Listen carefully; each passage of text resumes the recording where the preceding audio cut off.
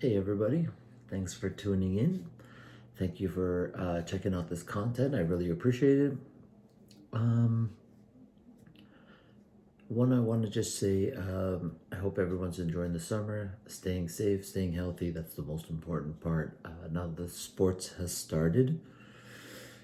Um, I see the restaurants are open and the bars are open and the TVs are up. I know everyone's excited to get to watch some playoff sports, and I'm very excited as well, to be honest with you. I actually, they say it's supposed to rain tomorrow. Hopefully it doesn't. And Don Cherry's actually close to my house, has two nice digital screens up. So I saw it was pretty packed on Sunday, so might check that out. In terms of the Leafs Blue Jackets first game, very disappointing end result for the Leafs. I was hoping to see more. I was hoping for them to accomplish a little bit more just to set the tone in this series. And unfortunately, the Blue Jackets came as advertised. They were fast. They were heavy. They played defense. Even though the Leafs got a lot of good chances, and they did. Right at the beginning of the game, early in the first period, Nick Robertson got a really good opportunity to slide one into the corner of the net, and Columbus's goalie Corpusalo came up with. I can't say he came up with a save, but it hit his toe. Their goalie played a good game. Overall, he is an all-star this year, so the goaltending caliber is high for them. But they make it easy on their goaltender as well in terms of clearing out rebounds, not allowing second and third chances. Yeah, Columbus really set the tone for themselves.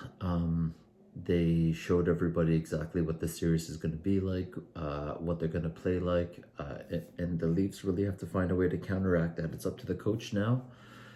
It's up for Sheldon. It's up to Sheldon Keefe to really figure out how to break it down, this scheme, and it's definitely not an impossible task.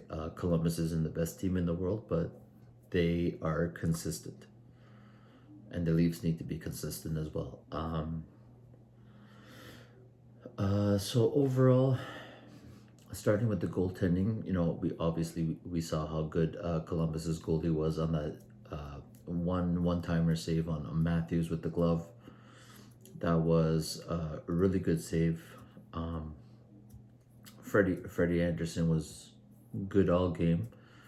He did make one error on the one goal, but the first two periods he was stellar.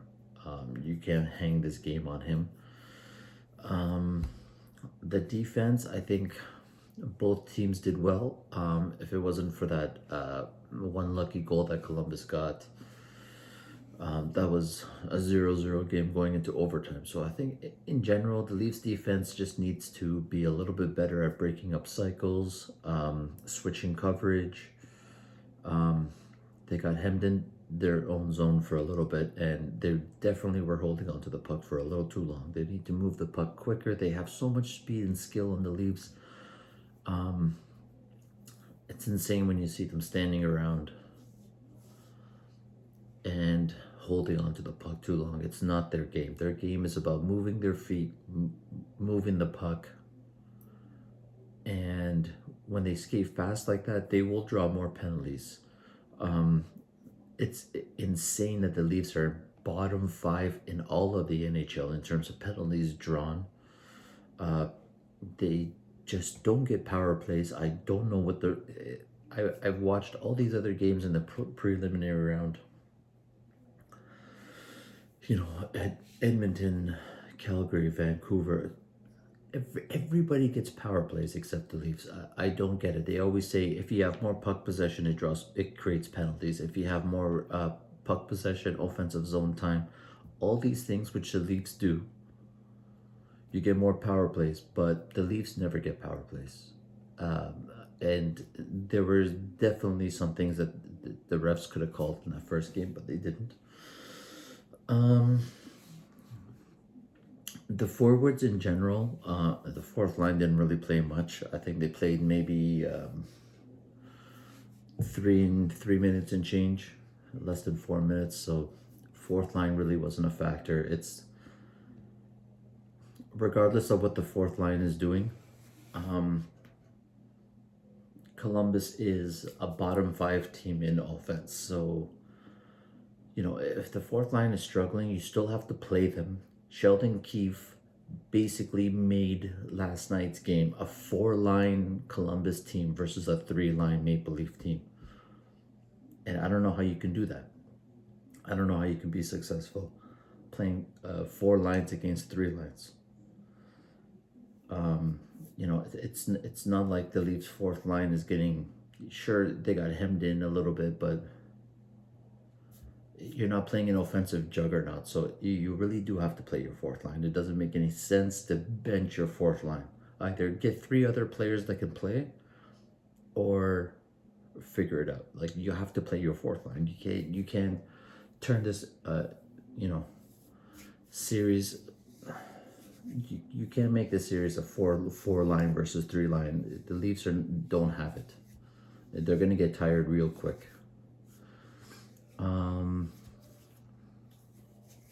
The Leafs' third line was okay.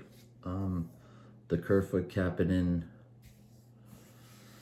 Nick Robertson line was good. They did create that early chance that I referred to right at the beginning of the first period. I would have loved for that puck to go in. I think Nick Robertson would have really injected a lot of energy into that bench, and would have totally changed that game if he would have put that puck in the net. The Leafs' top line was really good. Matthews rang one off the crossbar coming in down the wing. He had that one-timer in front of the net. He had, I think, 6 shots on net. Played a lot of minutes. I believe he played 24-38, which is great. You need to ride your horses. He was going last night, and that first line, especially with Nylander, he was holding onto the puck. He was turning his back towards the players. He was carrying it. He had a lot of possession and was making some plays for Matthews. So I really like that first line. But unfortunately, the Leafs' downfall is their second line.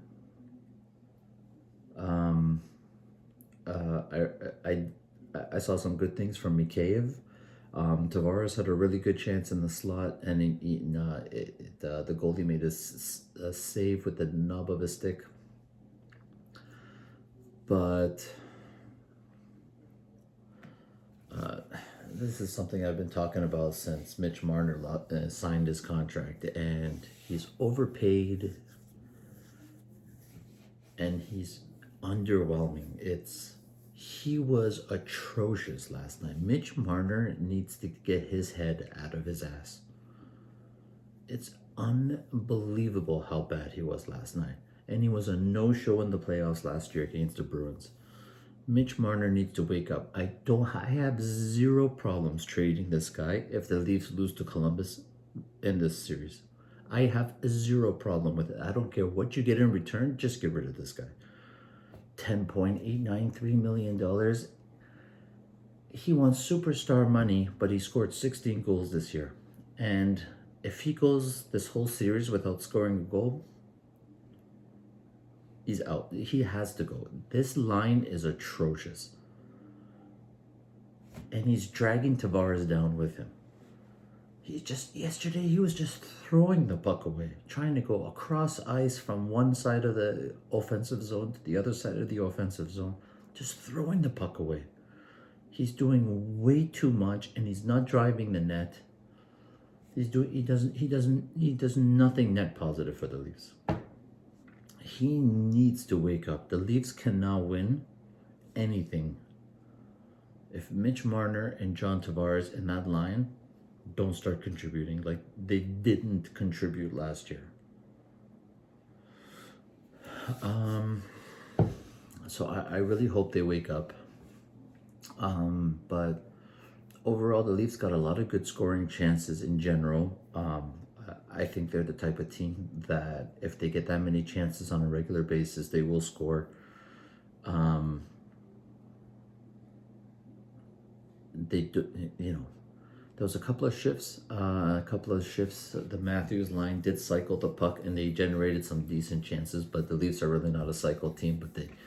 But every once in a while, when they do, they create good chances. So they need to get back to something like that.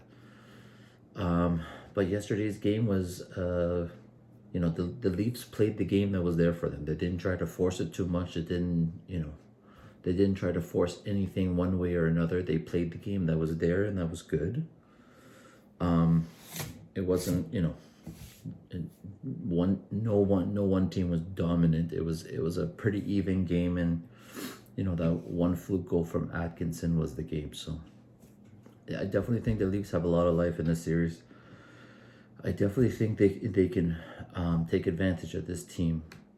I don't think a goalie like Korpisalo can make those many saves and get that much luck like he did in the first game, every single game. So I see this going the distance. 5 with my prediction video that I put out before this, I did say that the Leafs Columbus was going to go 5, and it looks like it's going to be a pretty close series.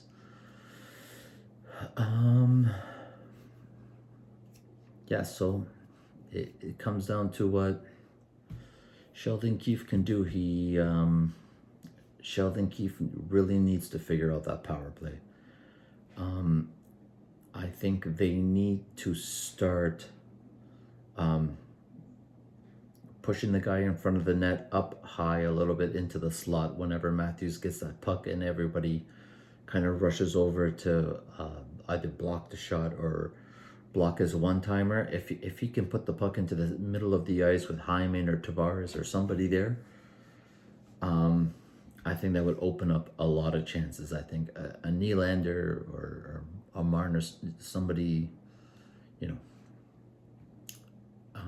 they can definitely do a lot there.